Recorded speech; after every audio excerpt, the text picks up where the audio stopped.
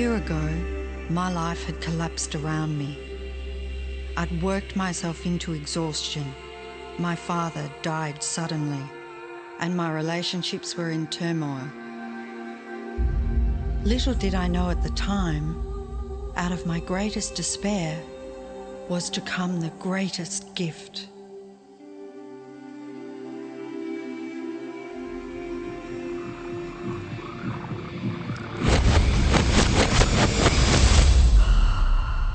I'd been given a glimpse of a great secret.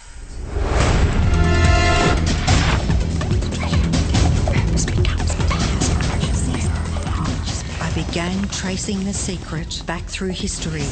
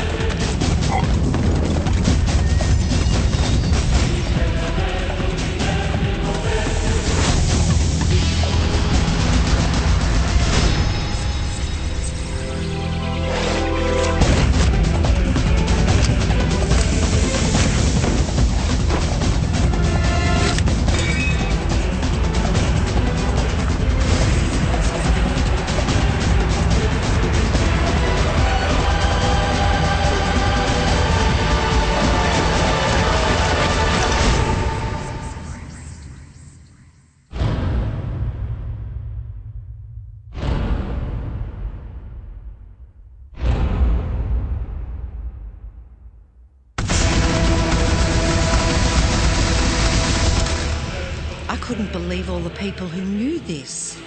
They were the greatest people in history.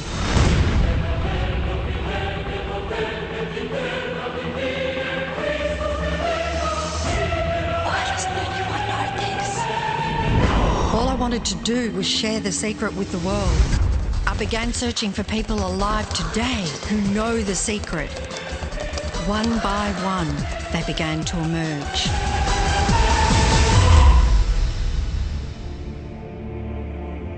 You know, this secret gives you everything you want. Happiness, health, and wealth. You can have, do, or be anything you want. We can have whatever it is that we choose. I don't care how big it is. What kind of a house do you want to live in? Do you want to be a millionaire? What kind of a business do you want to have? Do you want more success? What do you really want?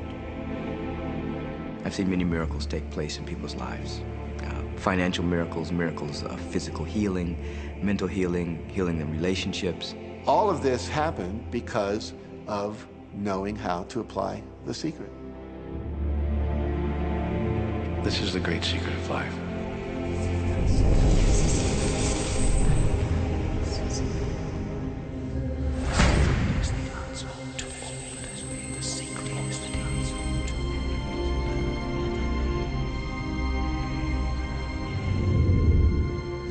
You've probably been sitting there wondering, what is the secret? I'll tell you how I have come to understand it. We all work with one infinite power. We all guide ourselves by exactly the same laws.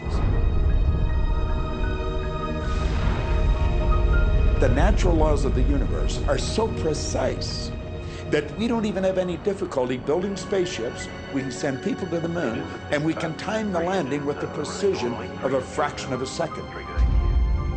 I don't care if you're in India, if you're in Australia, New Zealand, Stockholm, or London, or Toronto, or Montreal, or New York. We're all working with one power, one law. It's attraction. The secret is the law of attraction. Everything that's coming into your life, you are attracting into your life. And it's attracted to you by virtue of the images you're holding in your mind. It's what you're thinking. You see, whatever is going on in your mind, you are attracting to you. Now, wise people have always known that. You can go right back to the ancient Babylonians. They've always known this. It's a small, select group of people. Why do you think that 1% of the population earns around 96% of all the money that's being earned? Do you think that's an accident? It's no accident. It's designed that way. They understand something. They understand the secret. And you are being introduced to the secret. The simplest way for me to look at the law of attraction is if I think of myself as a magnet, and I know that a magnet will attract to it. Very basically put, the law of attraction says that like attracts like, but we're really talking at a level of thought. Our job as humans is to hold on to the thoughts of what we want, make it absolute clear in our minds what we want, and from that we start to invoke one of the greatest laws in the universe, and that's the law of attraction. You become what you think about most, but you also attract what you think about most. If you see it in here, you're going to hold it here. And that principle can be summed up in 3 simple words. Thoughts become things. What most people don't understand is a thought has a frequency. Every thought has a frequency. We can measure a thought. And so if you're thinking that thought over and over and over again, or if you're imagining in your mind, okay, having that brand new car, having the money that you need, building that company, finding your soulmate, if you imagine what that looks like, you're emitting that frequency on a consistent basis. Thoughts are sending out that magnetic signal that is drawing the parallel back to you. See yourself living in abundance, and you will attract it. It always works. It works every time with every person. Here's the problem. Most people are thinking about what they don't want, and they're wondering why it shows up over and over and over again. The law of attraction doesn't care whether you perceive something to be good or bad, or whether you don't want it or whether you do want it. It's responding to your thoughts. So if you're sitting there looking at a mountain of debt, feeling terrible about it, that's the signal you're putting out into the universe. Wow, I feel really bad because of all this debt I've got. You're just affirming it to yourself. You feel it on every level of your being. That's what you're going to get more of. The law of attraction is really obedient. When you think of the things that you want and you focus on them with all of your intention, the law of attraction will give you what you want every time. When you focus on the things that you don't want, I don't want to be late, I don't want to be late, you really are calling that into existence. The law of attraction doesn't hear that you don't want it, and so it's going to show up over and over and over again. The law of attraction is not biased to wants or don't wants. It manifests the things that you're thinking of. The law of attraction is always working. Whether you believe it or understand it or not, it's always working. It's working as much as you're thinking. Anytime your thoughts are flowing, the law of attraction is operational. When you're thinking about the past, present, or the future, the law of attraction is working. It's an ongoing process. You don't press pause, you don't press stop. It is forever in action, as your thoughts are.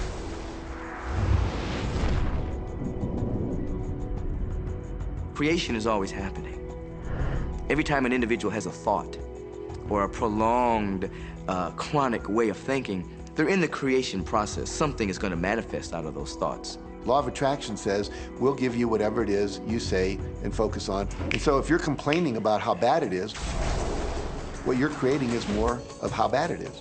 Oh, look! I got that!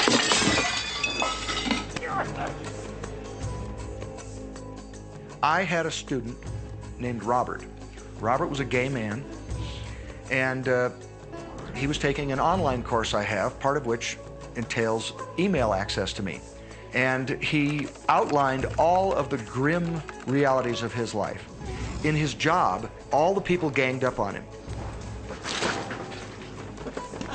And it was constantly stressful because of how nasty they were with him. When he walked down the street, he said every block he was accosted by homophobic people who wanted to abuse him in some way. He was wanting to become a stand-up comedian, And when he went out and did a stand-up comedy job, everybody heckled him about being gay. And his whole life was one of a lot of unhappiness and misery, and it all focused around this idea of being attacked because he was gay. I began to teach him that he was focusing on what he did not want. I directed him back to his email that he sent me and said, read it again. Look at all the things you do not want that you're telling me about. And I can tell you're very passionate about this. When you focus on something with a lot of passion, it makes it happen even faster. And then he really started taking this thing about focusing on what you want to heart. And he began really trying. What happened within the next 6 to 8 weeks was absolutely a miracle. He said that all the people in his office that had been harassing him either transferred to another department, quit working at the company, or started totally leaving him alone, and he began to love his job. He noticed that when he was walking down the street that nobody came up to him and harassed him anymore. They just weren't there. I'm a very, very gay man. When he went and did his stand-up comedy routines, he started getting standing ovations and nobody was heckling him. His whole life changed because he changed from focusing on what he did not want, what he was afraid of, what he wanted to avoid, to focusing on what he did want. So we may be very positive in our outlook and orientation, and we tend to attract positive people and positive events and circumstances. We may be very negative in our orientation or very angry, in which case we tend to attract negative, angry people and negative, angry circumstances. And so you end up attracting to you the predominant thoughts that you're holding in your awareness, whether those thoughts are conscious or whether they're unconscious. That's the rub. If you look very carefully, when it comes to the secret and the power of our mind and the power of our intention in our daily lives, it's all around us. All we got to do is open our eyes and look. You can see law of attraction everywhere. You draw everything to yourself. The people, the job, the circumstances, the health, the wealth, the debt, the joy, the car that you drive, the community that you're in, and you've drawn them all to you like a magnet. What you think about, you bring about. Your life is a physical manifestation of the thoughts that go on in your head. I mean, I'm not talking to you from the point of view of just wishful thinking or imaginary craziness. I'm talking to you from a deeper, basic understanding. Quantum physics really begins to point to this discovery. It says that you can't have a universe without mind entering into it, that the mind is actually shaping the very thing that is being perceived. Now, if you don't understand it, doesn't mean you should reject it. You don't understand electricity, probably. First of all, no one even knows what electricity is, and yet you enjoy the benefits of it. Do you know how it works? I don't know how it works, but I do know this, that you can cook a man's dinner with electricity, and you can also cook the man. People oftentimes, when they begin to understand the great secret, become frightened of all of these negative thoughts that they have. Two things they need to be aware of. One, it has been proven now scientifically that an affirmative thought is hundreds of times more powerful than a negative thought. So that eliminates a degree of worry right there. And the second thing is that thank God there's a time delay, that all of your thoughts don't come true instantly. We'd be in trouble if they did. The time delay serves you. It allows you to reassess, think about what you want, and make a new choice.